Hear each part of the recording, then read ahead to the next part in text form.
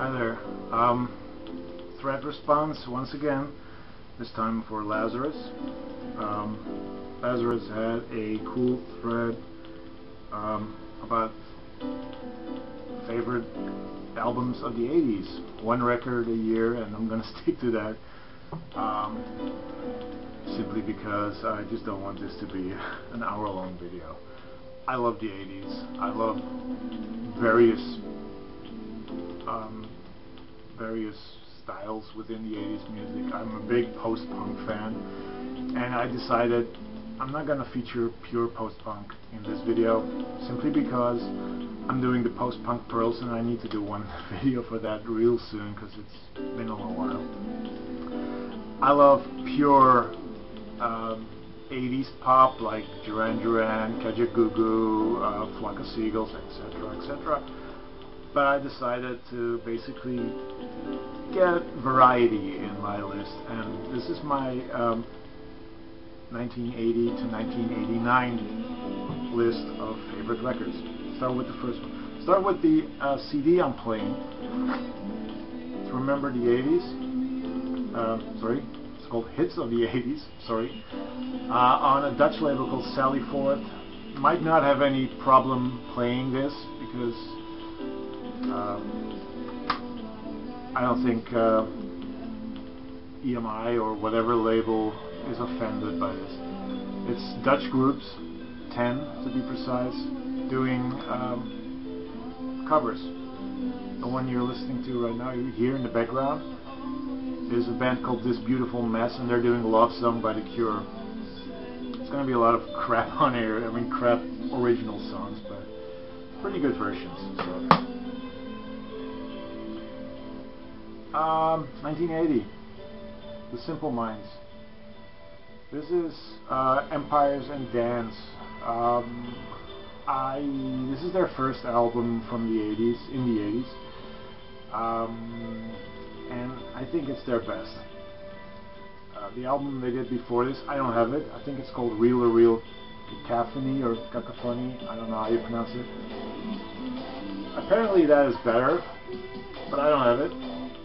But this is so good. This is before they became the big stadium rock band or pop band that they were in the mid to late 80s. This is highly electronic. It's pretty post-punky, and it's dark. It's pretty dark and bleak. The way I like my synth-infused, you know, dark pop. So this is the first 1980. 1981, The Birthday Party with Prayers on Fire. I mean, the opening already, Zoo Music Girl, it's amazing.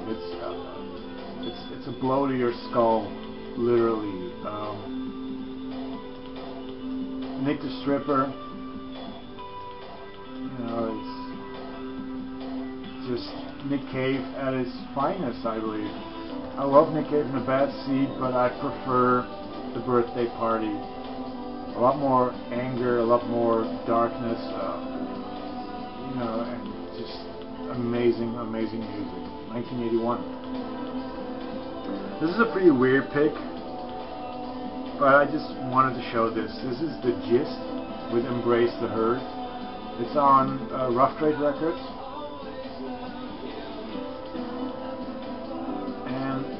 The Gist is actually 2/3, I think. It's 1/3. 1/3 of the Young Marble Giants, and it has moments of Young Marble Giants type post-punk, but it's more poppy and electronic and just experimental, and it's beautiful. It's just a beautiful, beautiful album. That if you love, you know, slightly odd electronic music, it's something you need to check out. 1983. Yep. Power, Corruption, and Lies. New Order. I might prefer their first album before this. but since I already had another album from that year, I decided to go with Power Corruption Allies. It's from the same period as Blue Monday. I don't think Blue Monday is on here. I've always kind of had a problem with New Order albums, because to me they're a singles band, which I love. I mean, I love their 7 inches, their 12 inches, their songs, their singles. But on this, like most of their albums, there's just a couple of songs that aren't as good.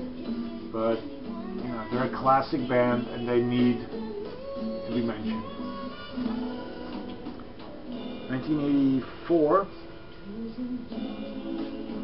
Ocean Rain, Echo and the Bunnyman. It's got the Killing Moon on it. What more can I say? One of the most haunting songs of the 80s. I mean, Echo and the Bunnymen are just amazing. I don't have all their records yet, but I'm hoping to find them sooner or later. It's just amazing. This has been shown by, I think, Cool Ranch Dressing. They showed this. Psycho Candy, Jesus and Mary Chain. Debut album from 1985, and it blows your head away, literally.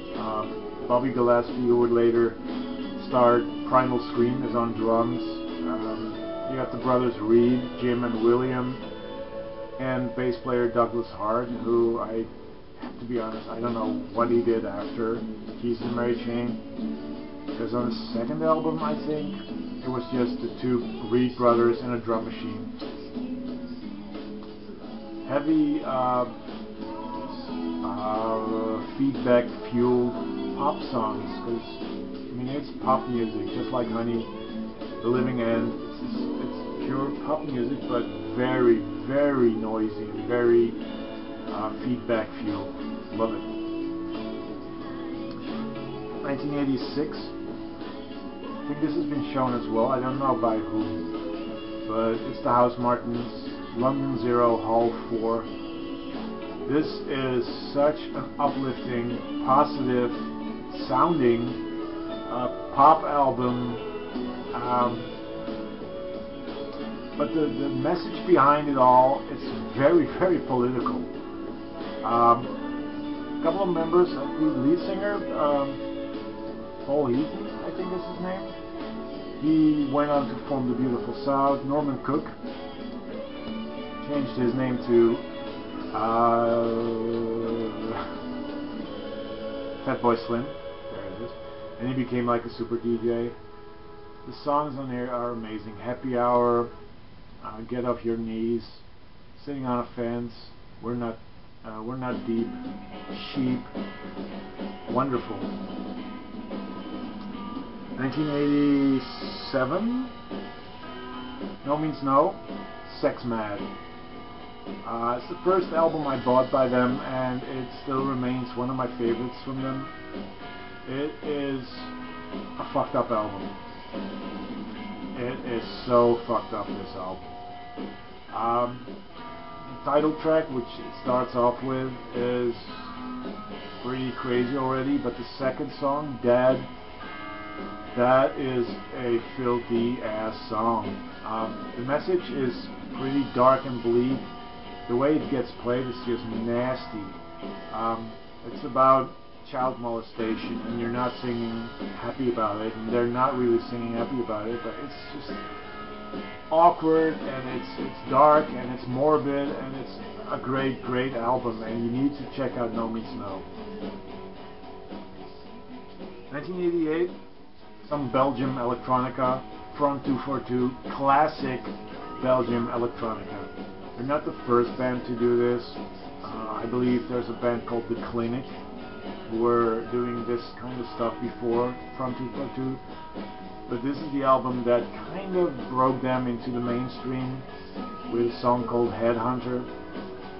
Pretty, you can call it kind of industrial, kind of, you know, new beat, electronic body music, if you will. It's just highly original. If you hear a Front 242 song, you know it's Front 242. So there you are. Front by Front from 1988. And the last one, this is an album that changed my musical landscape. When I heard this album, the Pixies with Doolittle, I became an alternative music freak. Literally. I had heard R.E.M., I heard some stuff by Sonic Youth, but this album made me look for more alternative music, and it is still one of the best albums of the 80s, one of the best alternative albums of the 80s. It's an original copy on 4AD, and it's just the bomb. If you don't know the Pixies, if you do know them but don't have anything by them, get their stuff. They are truly, truly amazing. Every record they did is amazing. So that's my little list. Hope it's all okay, and have a good one. Peace.